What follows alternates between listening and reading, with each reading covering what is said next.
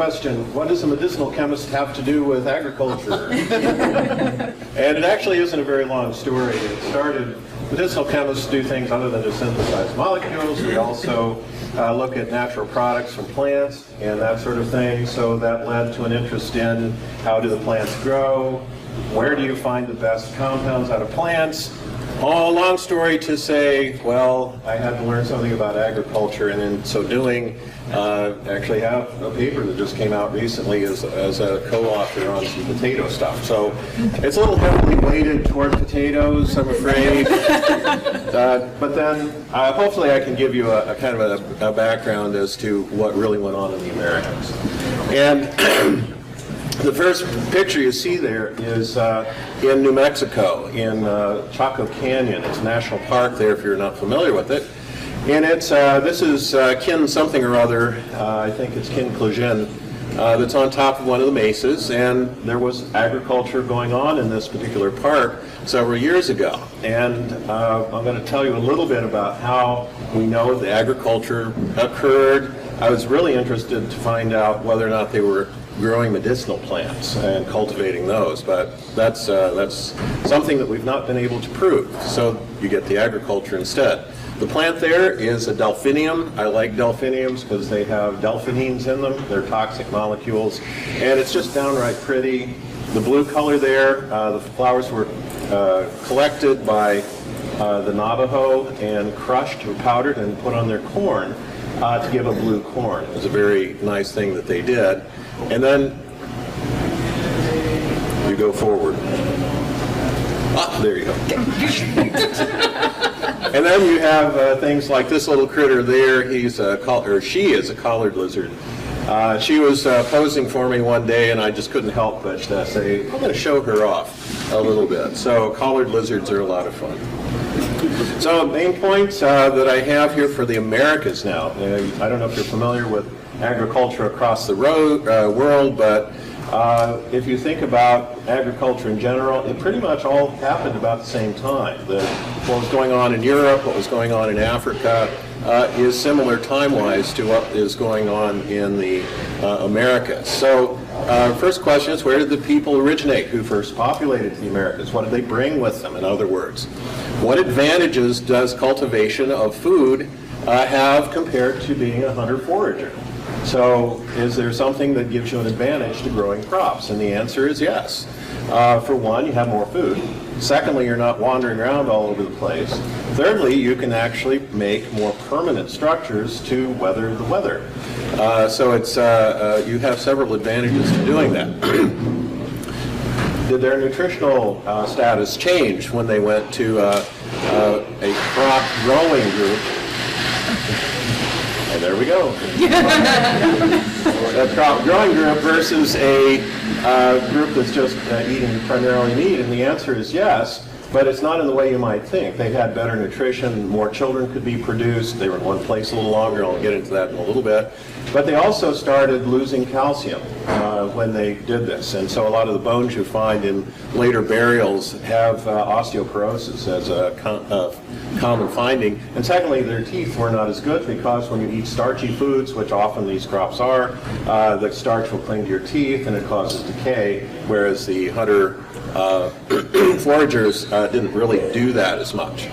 Are agricultural ancestral societies different compared to modern day? Oh yeah, they are. So, starting with the migration, first off, there are several thoughts about how the migration occurred into the Americas. And pretty much, we know where they came from. The people who populated became the first Americans or the Native Americans.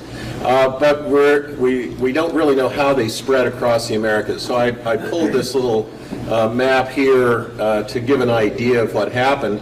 First off, there was a land bridge during the Ice Age called Beringia, and Beringia is this little area right there, so the Straits of Bering, it's kind of shallow, but when the water level was low, it was actually exposed, and, excuse me, the people probably came into that region about 20,000 years ago. And it wasn't until about 15,000 years ago, more or less, or at least that's the thinking, that it's thought that the people living in there migrated now down into the Americas themselves.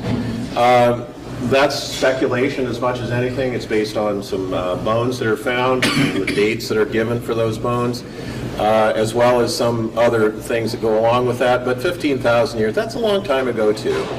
Once they got here, probably they spread randomly. One thought is that they did come around down through the middle of the Americas and made it all the way down into the tip of South America about 12,000, 13,000 years ago. So they, in a 2,000-year period, they moved fairly quickly. And in this time, they're still practicing hunter-gathering. The reason that they probably were is these are the two areas, and that's just kind of general, of Siberia, where the genetics show that the population of the Americas, people came from those regions. And this is something that's been shown fairly recently, and a lot of the information comes from burials that are found in those regions. But if you look at the genetic profile of a non-European mixed Native American, you find that the genetics are pretty much only from these two areas of Siberia. And so when they moved into Beringia, they were already used to dealing with the cold. And if you think about the Inuit, the Eskimos, if you want, living in the north, they were already adapted for that. So the adaptations that occurred, whereas the ones who had migrated were migrating into nicer areas.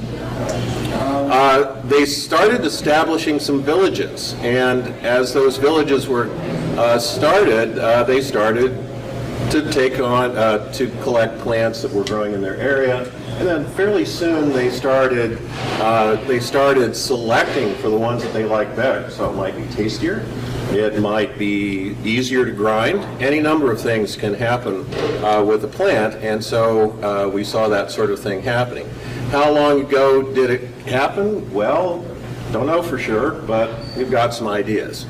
Another thing that you look at is what was the land like when they arrived? Well, clearly there was tundra, and with the tundra, you're looking at something like that. It's going to be hard to grow corn, beans, rice, potatoes in the tundra. But the rest of these, the rest of these areas which they encountered, you can grow stuff in them. So pretty much anywhere the Native Americans or the first Americans coming in were arriving, they could start growing because they were finding plants, they were finding food, and they were also finding animals. Oops. There we go. Now, this is the desert part. Now, I've done a fair amount of work in the desert areas looking at medicinal plants in there, and lo and behold, the desert actually provides a huge amount of food. It's kind of surprising what it will do. This particular area is that's about a half mile across there. And in ancestral times, that is ancestral Pueblo times, it's known that that was cultivated. And the cultivation that occurred, we know, because if you look at things like this does not stand out to too much, but that's actually where a building was. So 1,000 years ago or so, that building stood, and that was a place where the agronomists in this area were able to shelter, were able to store some of their food that they had. This is another view. This is on the other side of the mesa on which I was standing for that first picture. And what you're looking at here is Fajada Butte. Fajada Butte's kind of a cool place. It was thought to be religious in nature for the people who lived in this area. We don't know. But what we do know is that on top of Fajada Butte, right there, where I couldn't go because they have banned people from going up there. People going up there are not really kind to the environment, so they have, shall we say, caused damage to it.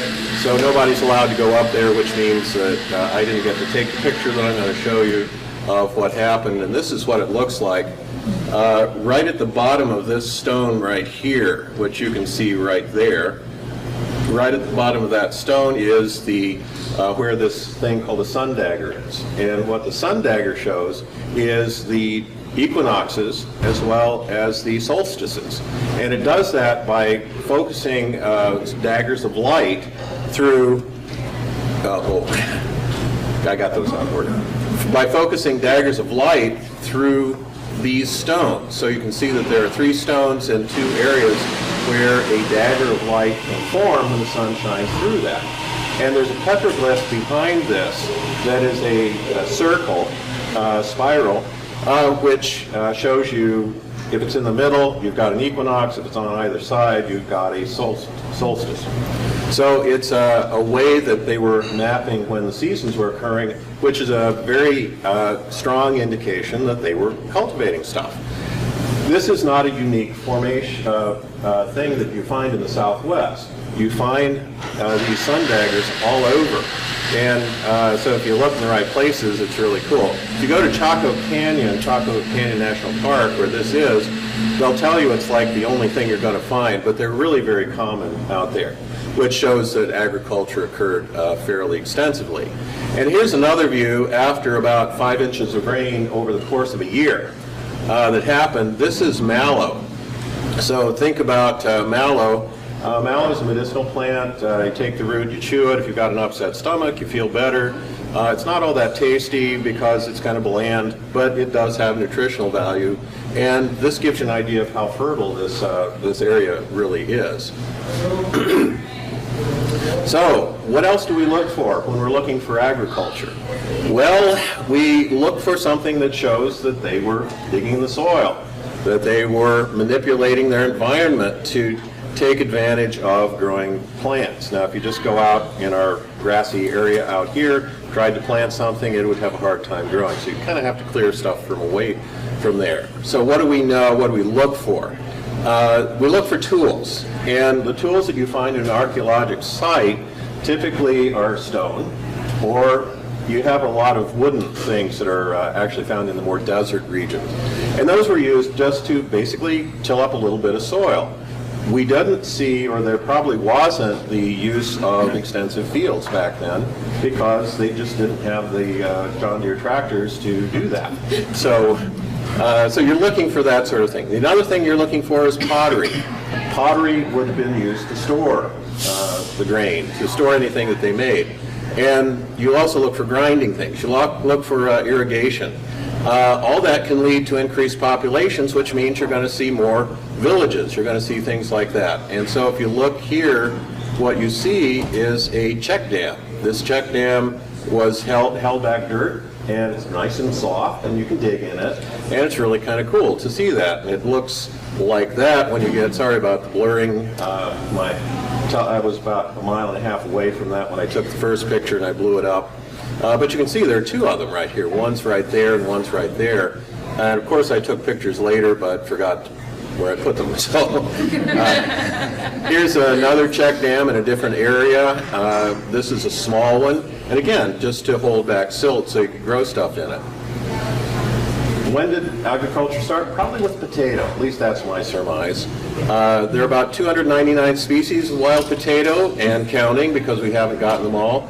And there are about 22 of those that are in North America. And again, there are probably more to be found. And this map, which you can barely see, shows the distribution of potato as we have today. What you'll notice is there are some gaps. These gaps kind of suggest that the potato was moving not because it was seeding itself and doing anything else, but it was being carried along.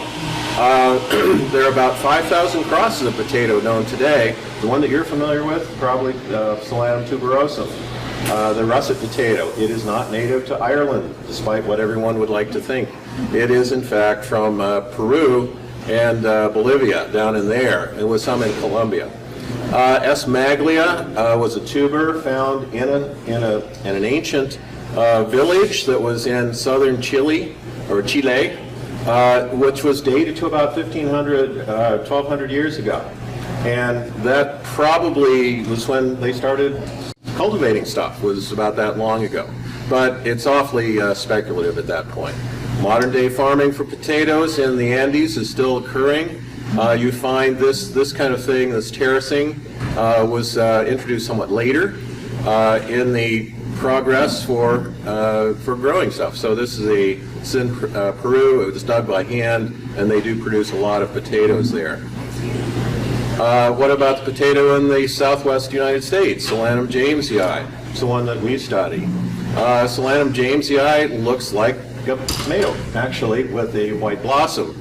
And they're kind of cute. They're little. They're a little bit bitter because they have alkaloids in them, but if you cook them right, they actually taste quite good.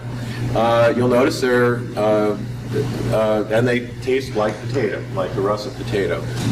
They have some advantages in that they're drought tolerant, and so they can grow in the desert environment, which is really kind of cool. Then you have things like this blue potato. I just dug those this morning out of my garden, and those don't taste as good as Solanum jamesii, so just an FYI. But they have anthocyanidins in them, so they're healthy for you, so eat blue potatoes. Just don't boil them, because they look terrible when you boil them. Now, you've heard about corn, beans, and squash. I can't not talk about corn, beans, and squash, but I am going to talk about corn. Corn began to be seen about 6,000 years ago, about 4,500 BCE. And the progenitor species is teosinte. Teosinte is this grass right there, and this is what the ear looks like. You'll notice that it has triangular shaped seeds on it, which is kind of cool, but awfully hard to get that off. And so there was a selective process going on, so that when about 4,500 years ago, we saw what looks like modern day corn. And surprisingly, it made its way further north. The corn that the Europeans got from the Native Americans when they landed in Plymouth Rock, those guys were getting corn that had only been in the what is now the United States for about 400 or 500 years, and not a lot longer. So if you look at timeline for corn, say in the Four Corners region, you start farming right here around 2,000 years ago, but not really extensively. It's not until this region here, about 900 to modern contact, or I'm sorry, European contact, that you actually saw some of the corn getting into these, into what is now the United States. So the migration seemed to go this way. Started in Mesoamerica, where they did the selection about 6,000 years ago. It then made it into Arizona about 2,500 years ago, right about there. But it didn't actually get into the areas that are pointed to until about, maybe 1,000, 1,500 years ago. So it's only fairly recently made its way into the more northern climates.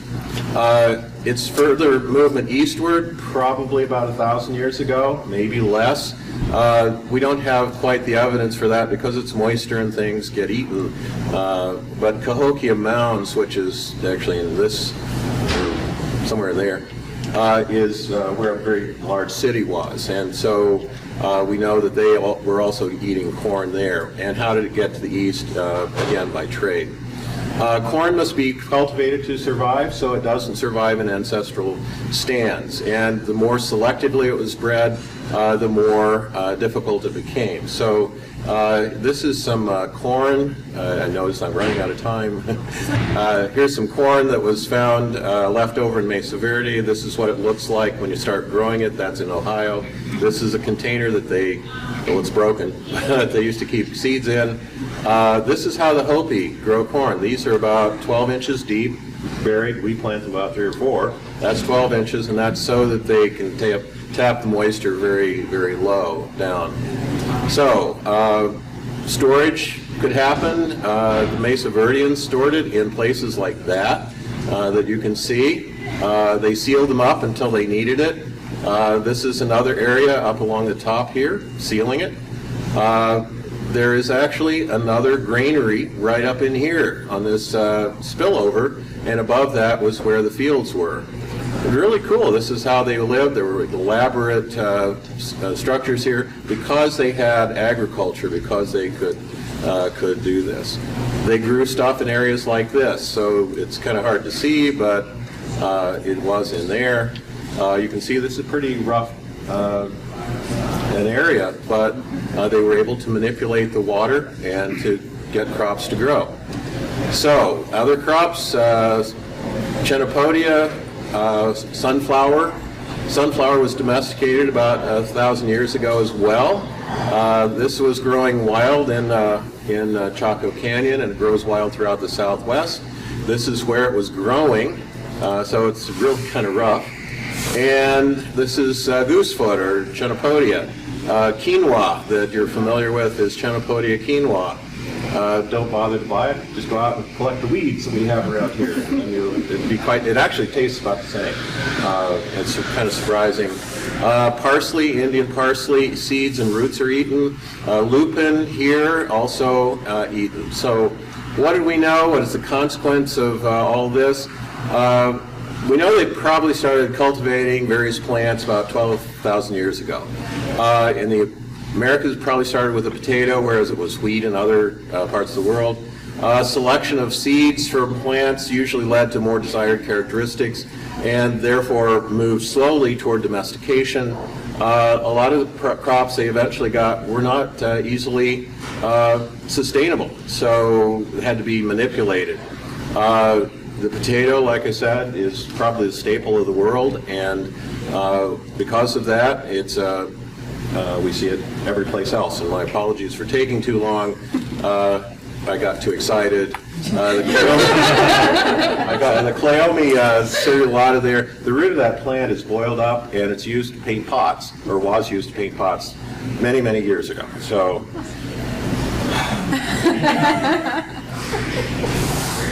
Thank you for your. So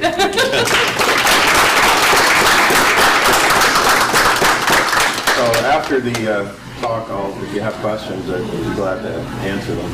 We have time for a couple quick questions right now on switching slides. Okay. Welcome. How are you? Or not. Where can I find this native grown quinoa? Well, you just let it. You just don't cut the grass up next to your house. Yeah. And you'll find lamb's quarters is what we call it here. He's from the east. He I'm from Minnesota. Oh, that's right. I'm sorry. You do know lamb's quarters. Anyway, you let it go to seed, and then take the seed off, and you just boil it, prepare it like quinoa. The seeds are a little smaller than the Chenopodia quinoa, but why spend a lot of money getting it from Peru when you can just go to your backyard? My father used to eat, my grandmother used to take the lamb's quarters, and she'd take the leaves off of it and boil it, so they eat it like spinach. It was not uncommon. The ancestral Pueblos took these seeds and ground them, made a paste out of them, or they toasted them, and we find evidence in the fire pits where those seeds are located. So That's an excuse not to mow my lawn. yep. We actually do a lot of things we shouldn't do. So real quick, about how many food species came from Asia to the Americas? We don't know of any that really came. They were up in Siberia where there's very little green. Right. And so in terms of They the just found. migration, now they did recognize similar species. The Solanaceae family is probably one of the most widespread. The nightshade family is one of the most widespread types of plants we know. And so they would recognize the blossom on a Solanaceae plant and would have known how to use it. Presuming that they did have some of those plants growing in their area. But as far as we can tell, none of those were brought over. Okay. Most of the plants here that naturalize are European. So, anyway. Well, okay.